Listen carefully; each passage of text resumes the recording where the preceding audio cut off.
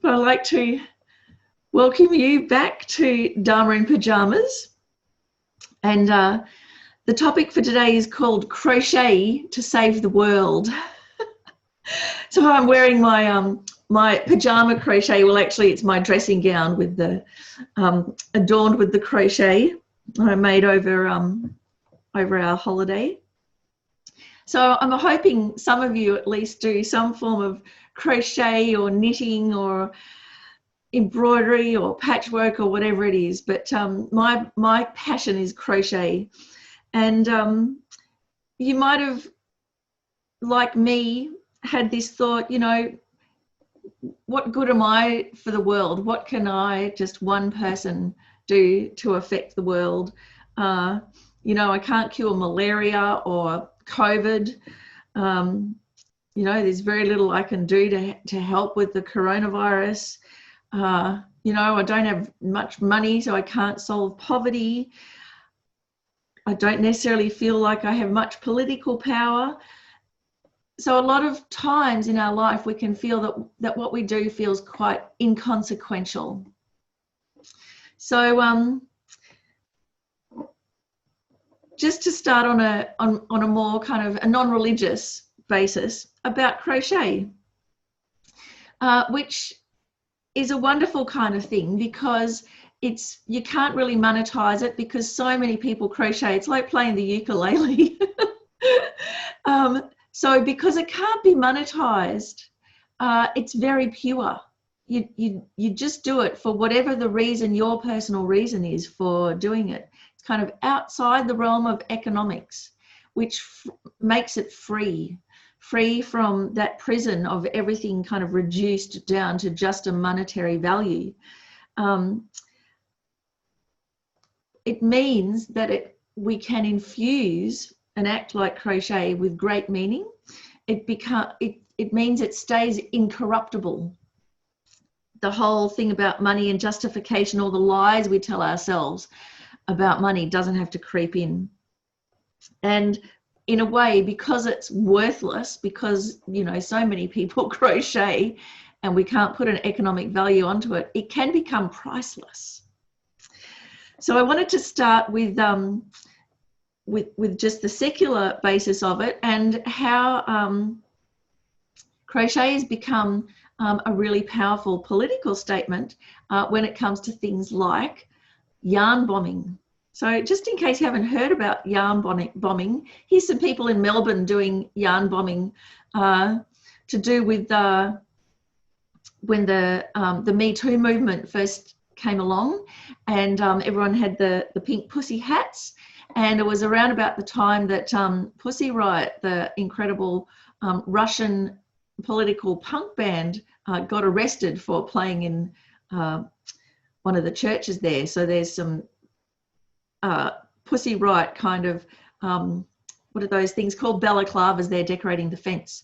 So the thing about yarn bombing that is so amazing is that you take these public spaces that are usually really unfriendly, that have like aggressive architecture. Then they're to deter people, not to encourage people, and it softens them, makes them your own. So a lot of yarn bombing happens by embroidering these harsh metal fences and bars and you know, all the metal posts that stick out of the ground and the ones to dissuade the homeless. So you beautify these public spaces. Okay, so I was really enthused by the whole idea of yarn bombing, and so instead of going out and graffitiing, you have these yarn bombing grannies and young people in Melbourne going out and decorating public spaces in the dead of night, racing home again, making sure they're not caught by the cops. And then in the morning you might have seen trees covered in crochet or bus shelters or anything like that. So the other thing, of course, about crochet is that I found it is incredible, instantaneous way to stop the disturbing emotions arising when you're about to be overwhelmed by them. And the perfect thing happened when I was on hold to Telstra So we've all been in that situation, haven't we? And it's very easy when you're on hold and you're listening to the terrible music that's playing, and you're just going around that loop of all the different computers talking to you. It's so easy to start really stewing and to get so upset, because it points out our powerlessness within samsara. And it can really run away with us, and it can ruin our feeling for the whole day. So when I was on the phone to Telstra, I had this terrible time, and I think I cried with frustration. I was so upset. And then I got off the phone, and I just thought, okay, I can either get really upset, I can fight it, which makes it worse, or I'm just going to crochet. So I got my crochet out, and within 12 minutes, I was fine. Everything had calmed down. So when we're really upset, there is a refractory period that we're in where, you know, all of our adrenaline's gone and everything. We can't put it back in the box. So fighting that is useless. It actually sucks our energy away. So we have to have something to do that changes the channel, changes the vibe, the feeling.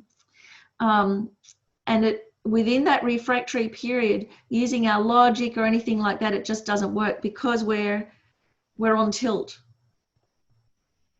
So in that refractory period, it's great to do something that is non-harming and that can calm you down. So of course, a good Buddhist would do breathing meditation or walking meditation, but I just get out my crochet and it stops those negativities, and I get to relax. And within 10 to 12 minutes, I'm fine. The refractory period is over again.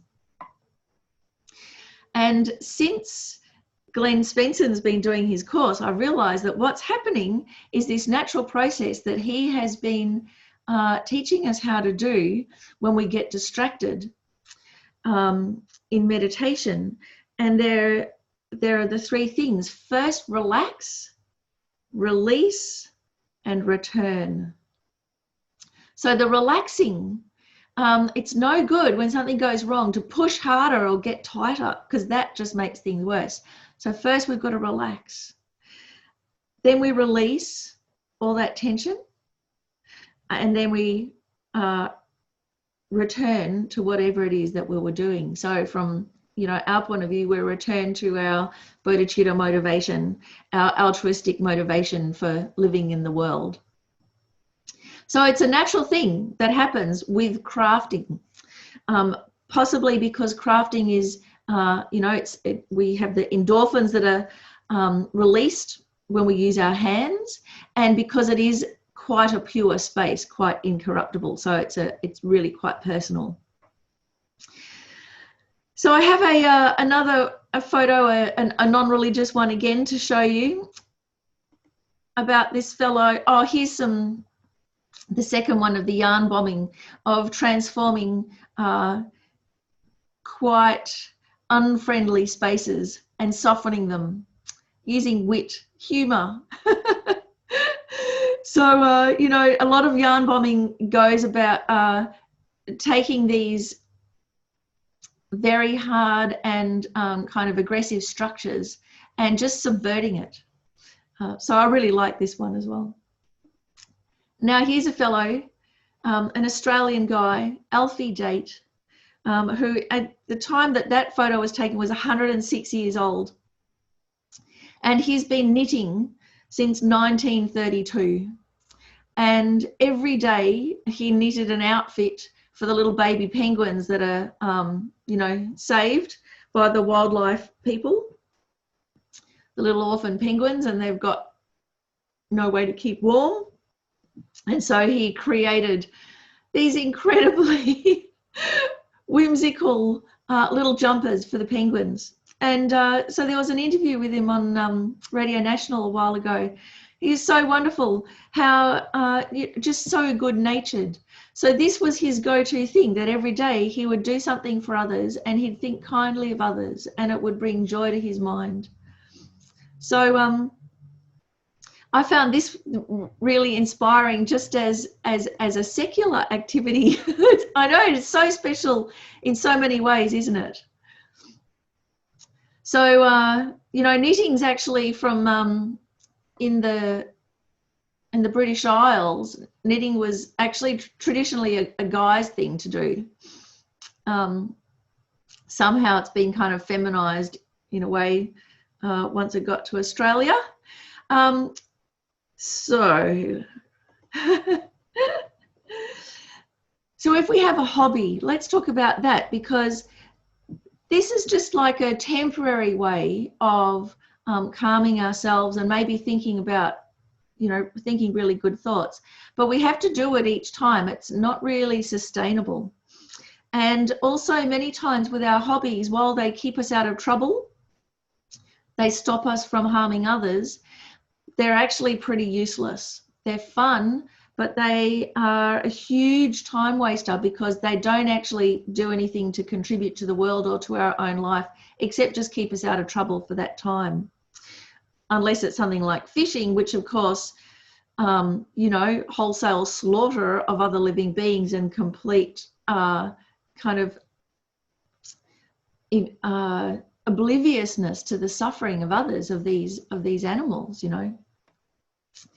But what we can do with our hobbies, we can actually bring them onto the path to enlightenment, and then they don't have to be a massive time waster. Because while they're fun, if we don't bring our motivation to it, if we don't work the mind with it, they're completely useless. So this was something I really had to come to terms with, because I work a lot with my hands. And when I first started making costumes and things, and many of my friends were kind of, famous and great performers and things, and I was thinking, well, what am I doing? I'm just making clothes. And it is just making clothes until you bring a motivation to it. So what you can do with any hobby is hitchhike all of the Dharma teachings onto it. And because you're using your body, and then you're using your mind, and you're using your speech to reframe what you're doing, it becomes very powerful. And it can become your go-to space to practice Dharma and integrate Dharma.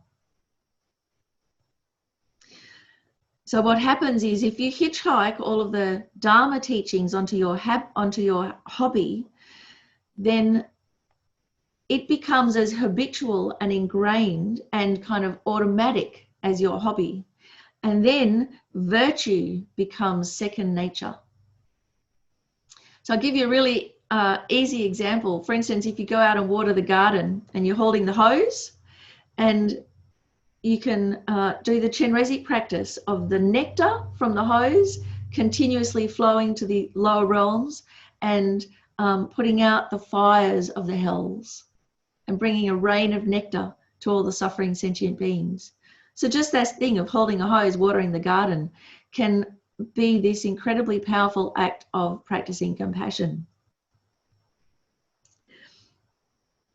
So after the presentation, what we can do is go through how to hitchhike a Dharma practice onto a hobby. Because pretty much what you do is you take something that you love doing and that doesn't harm others. You can also do things take things like a chore that you hate doing and hitchhike a Dharma thing onto it. Like I used to hate watering the garden. Now I love it because of what's happening in my mind. So you take the hobby and then you itemize each step. So each component of the hobby, you distinguish it. And then for each step, you put on a Dharma way of thinking. So I wanted to show you about crochet. And a couple of years ago now, we had a group at Lungri Tampa Center called Crochet for Rinpoche. And Crochet for Rinpoche was we all got together and made crochet lotus flowers and then sewed them into a rug and offered them to Rinpoche. And the whole time that we were doing that, we were making prayers for Rinpoche's health and long life. Lavazo Rinpoche behind me there, the founder of this center. So yeah, that's right. Crochet groups often are called stitch and bitch, aren't they? Because what's associated with it is gossip. And so gossip degenerates, doesn't it? It never ends up being uplifting. And that's how come you can have almost like Third World War conditions in a crochet group, because everyone gets really, really tight about it. But with this, with Crochet for Rinpoche, we set our motivation every time by everything that we do and that we say, may it benefit others. May everything that we make continuously benefit others. And I've got a really nice dedication at the end of how you can dedicate these hobbies, whether it's crafting or cooking or anything. So let me see, the Crochet for Rinpoche. I'll give you an example of how you can hitchhike all of these Dharma things. So even you get your thread, right? The yarn, and this is like the moment by moment of our life day by day, and we think, oh, well, what can we do with this continuum of our mind stream? So in a way, what we have is our moment by moment life, and we're trying to make something out of nothing, you know. Here we are, how do we make something out of nothing? So as we're crocheting, we've got the two wings of the bird, isn't it? So Venerable Rabina often talks about the two wings, wisdom and skillful means, or compassion. So you need the two wings of the bird always, don't you, to be able to have a balanced life. And just like in tantric practice, when you pick up the bell and dorji, so when you pick up your crochet hook, you can think, I'm holding fast to my hook of compassion. I'm going to hook everybody out of samsara. I'm going to draw them out of samsara. As I do each stitch, I'm drawing them out of samsara. The other thing too, with the two hands of the bird, the two wings of the bird, is that when you're doing any kind of craft, you have to make sure that each hand does equal work, don't you? Because otherwise you're going to get RSI, everything's going to have terrible tension. So you need equal parts, compassion and wisdom. And so you can calibrate that. And as you're calibrating your hands, then you can be calibrating your mind. The other thing too, which is interesting, that you can transfer over, is that when you're crocheting, you have to have your mind in this nice state of equilibrium, not too tight and not too loose. And it's the same when you're doing the squares. You've got to get the tension right. And that is exactly the same with meditation. Now, how many times have we sat down for meditation and just gone, oh, squeeze the mind, and then gone, oh, I can't do it, I can't do it, I can't do it, and just given up? But with something like a hobby, because it's enjoyable, we remember it's enjoyable and we do it to relax, isn't it? And so then if things go wrong, if we do a mistake, we go, oh, whoops, and we just undo it to fix it up. We don't go, oh no, and get all uptight and hold on to it. And we're happy to undo the mistakes, and we're happy to persevere. So that's one of the main things about crochet, is that joyous perseverance, you can turn into the perfection of joyous perseverance. And you can learn how to do it. And part of it is that really crucial ability to relax. So the other thing, of course, with crochet, so here we're beginning to bring something out of nothing. And the wonderful thing with granny squares is they're a little bit like a mandala. Not only are we bringing order out of chaos, but we're squaring the circle. We start off with a circle and it turns into a square. So like that, then it's like we're developing our stability. What else you can do is with each stitch, you can hitchhike a mantra onto it. So with trebles, Om Mani Padme Hum, Om Mani Padme Hum, Om Mani Padme Hum. So instead of using a mala, you can use your granny square to say your mantras. Om Tare Tutare Turi Soha. Om Tare Tutare Turi Soha. Om Tare Tutare Turi Soha. See, whoops, I've done a mistake. And that's the joyous thing, isn't it? Instead of going, oh no, I'm a failure as a human being because I've done a mistake, you just go, oh, whoops, and fix it straight away. And just like with purification, if we fix things straight away, the karma doesn't multiply, it doesn't cascade. And with crochet, you can see if you just keep on going and think that you'll fudge it, you look back and you go, no way, bring, undo it. May I also purify just like that straight away without it going on. What else do we have? So also as you're hooking through, you can think, may I be able to draw forth all of my enlightened potential for the benefit of sentient beings. When we're setting our motivation to crochet, we have the two types. We have the causal motivation and the momentary motivation. So the momentary motivation is something like, oh, I really feel like a break now, I think I'll crochet. That's a motivation in the moment. But the causal motivation, why am I crocheting? It's a lot more than just to relax for just now, because then the benefit only lasts for just now. So from a secular point of view, what we do is we think about who we're crocheting for. And as we're thinking about them, we're thinking good thoughts about them. So at least the mind, is in something positive. But we can make that a lot more. We can think that by doing this practice, may I be able to purify all negativities. May I be able to integrate the Dharma. May I be able to bring joy and happiness to all sentient beings. And so then it becomes not just for one person, but for everybody. And you get to become very familiar with your altruistic resolve. And then, of course, tangle, tangle, tangle. Then you go, may I be able to untangle all of the delusions in my mind. And to untangle, you've got to be quite loose and gentle. So when we have problems, we're usually, aren't we? Well, you can't do that or it'll snap, just like we snap. So again, it's a way of gentling the mind.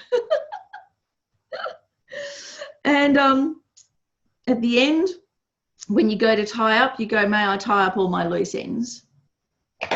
When you're cutting the thread, I won't cut it just yet because I'll finish the round.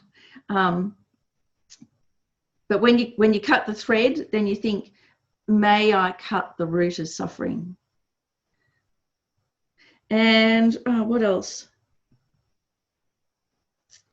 Karma. That's right. Well, I'll just do that now. May I cut the root of suffering forever. May I close the door to the lower realms forever. And then when you're winding the thread back in again, then you go, may I integrate the Dharma into my mind stream. May I have no loose ends left over in my Dharma practice.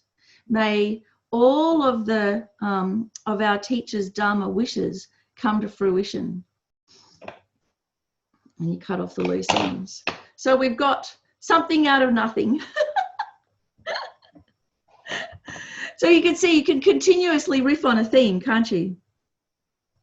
So I wanted to tell you a story then about one of the crochet things that I did.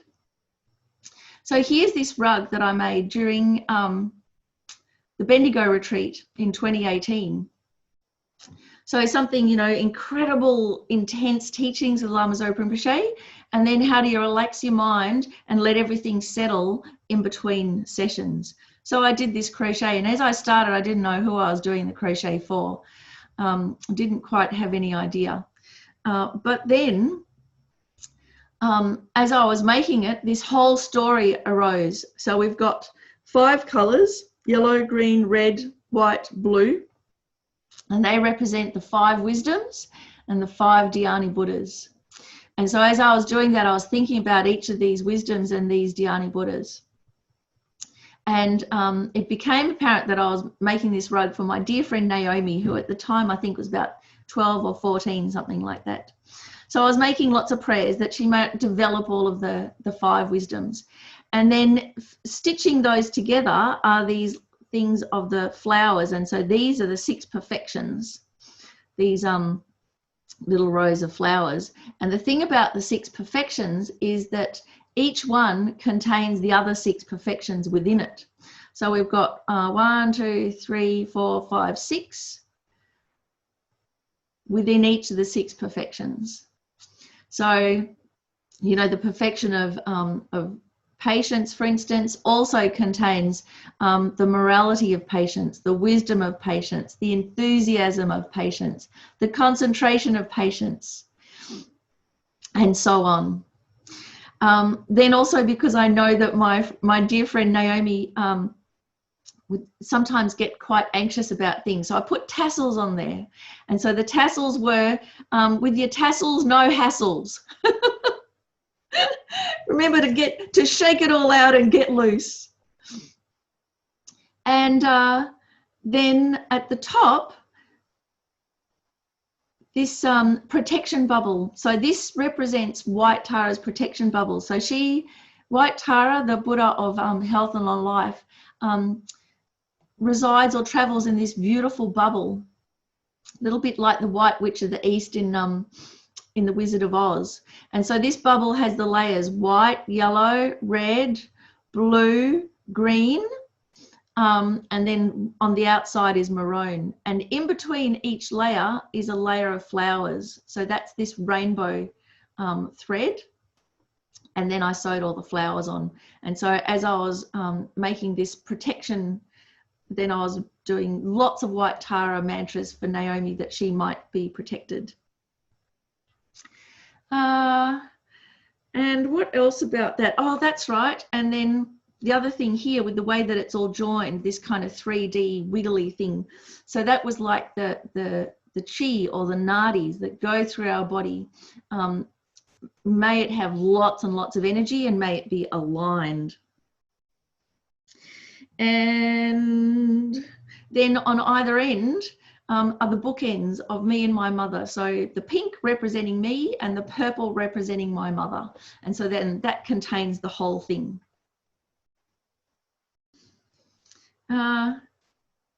Now,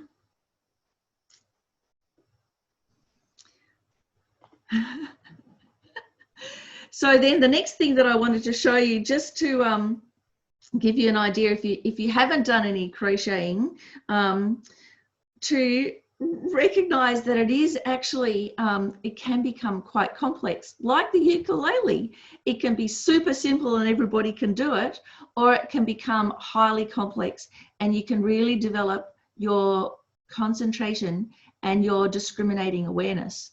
So this thing that I wanted to show you here is an example of instructions.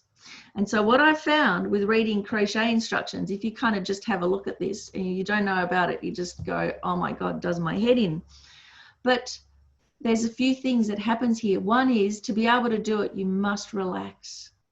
So just getting that habit of trying to focus your mind and then relaxing can transfer over to your meditation practice and to your life.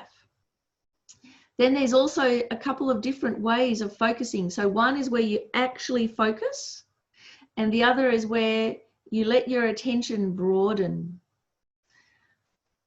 So you use both of those skills when you're crocheting, when you're doing any kind of craft. Actually, one is a super focus, like a laser beam, very specific. The other type of concentration is where you relax everything, but you stay very clear and alert. And so this is what happens when you're trying to read crochet instructions, that you have to relax your mind. You focus, you go, oh my God, I don't understand what's going on here. Then you have to relax your mind, become very alert, and let the meaning become apparent.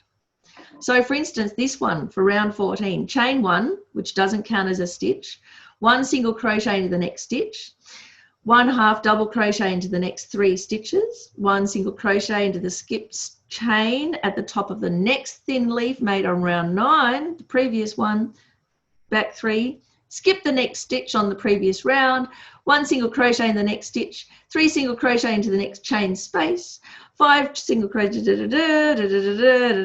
and so on.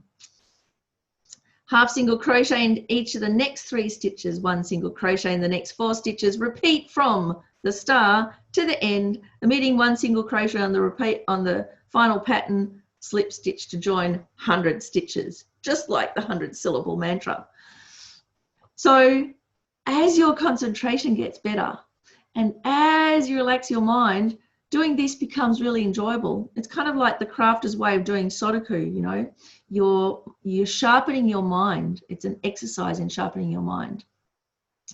It is something, it's external, so it's a bit different from meditation, because meditation, your object, your focus is within the mind. It's not going out there.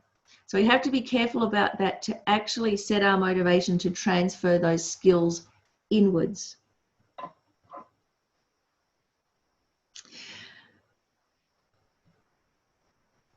I did ask Corey one time about the type of concentration that we have, say when we're surfing, when we're cooking, when we're doing craft.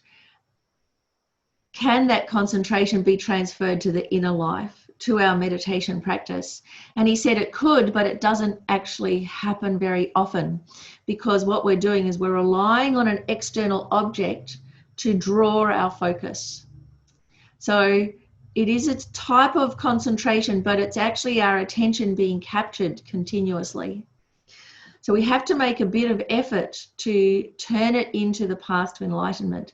And the way to do that is to set that motivation, have this internal dialogue going on, that as we're doing each activity, we're actually using it as a trigger to think about that inner life, about drawing beings out of suffering, about creating something from our life that's meaningful, about liberating others. So to finish the story about the rug that I made for my dear friend Naomi, then at the end of the retreat, I thought, okay, I was going to give the rug to Naomi, and I asked Lama Zopa Rinpoche to bless it. And so fortunate, at the airport, their flight was a little bit delayed. So we had a chance to meet at the airport, and I showed the rug to Rinpoche and I asked Rinpoche to bless it. So he went through the whole rug, blowing on it, saying mantras, blessing it, and blowing on it. Each square just about blowing on it. And so that's him blowing. There's Naomi there in the middle. Me trying to be really polite and super excited. And so then, because of course the rug's quite long, so Naomi stood up and we just wrapped her in it. And it was like wrapping her up in a cocoon, and she's there completely wrapped up. She couldn't move her arms or anything.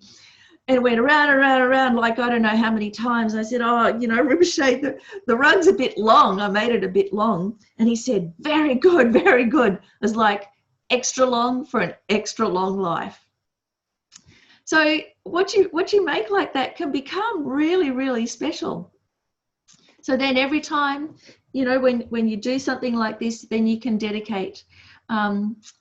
May, you know, every time that you put on that crochet, may you be protected by the 3 higher trainings, which is what the garments that the Buddha wears represent, those 3 higher trainings. May you wear the mantle of Dharma, carry the mantle of Dharma to help others. May you always feel warm and protected by remembering the Guru. May you always have a long, meaningful life. You know, shake out those hassle tassels.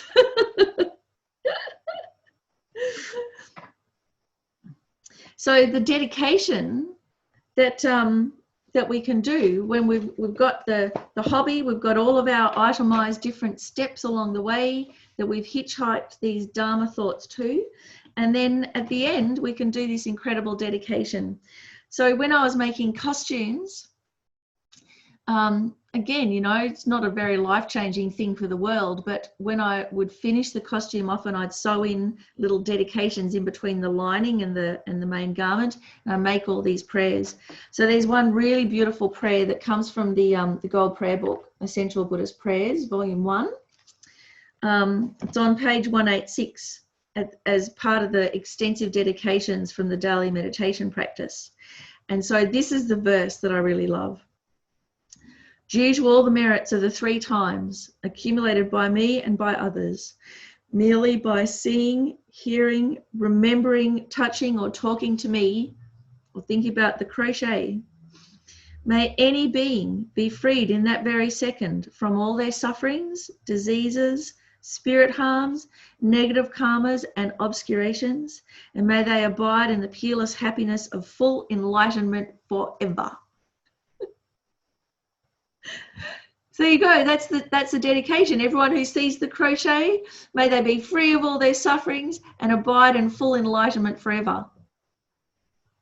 So if you do those prayers, then what happens is, you know, people see the crochet, or they see the costumes in the play, in the street performer, and they just get happy. It becomes really powerful. So you knit little animals, toys for the kiddies, they become powerful objects because of that, because of the force of your prayers that imbue that object. So hopefully you've got some really good ideas now of whatever hobbies, those things that you love doing, how to bring meaning to them, how to bring them on the path to enlightenment, and how they can actually really focus and propel your Dharma practice. And then instead of becoming the ultimate time waster, you know, people grow up and retire and just play bingo till they die. Like, what's the point? But this way you can make a really big point. So let's dedicate the merits in that way. And thank you very much for coming.